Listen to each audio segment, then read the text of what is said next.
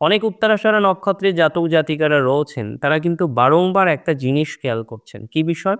মানসিক চাপ বেড়ে যাচ্ছে, শরীর খারাপ হচ্ছে, বিভিন্ন রকমভাবে কিন্তু আপনি বারংবার নেগেটিভিটির মধ্যে পড়ে যাচ্ছেন। কখনো অ্যালার্জি, কখনো ঠান্ডা লাগার প্রবণতা, মানে মাল্টিপল প্রবলেম এই বছর আপনি কিন্তু ভুগেছেন।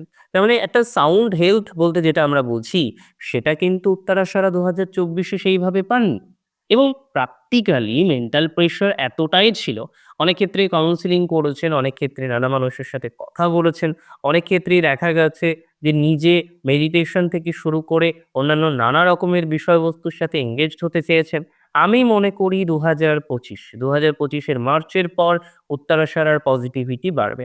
মকরের উত্তরাষাঢ়া, তাহলে কি ধনুরাশির উত্তরাষাঢ়ার নেগেটিভিটি বাড়বে? না, নট লাইক দ্যাট। দেখুন ২০২৪ এও ধনুরাশির উত্তরাষাঢ়া কিছু ক্ষেত্রে পজিটিভ ফলাফলই পেয়েছে।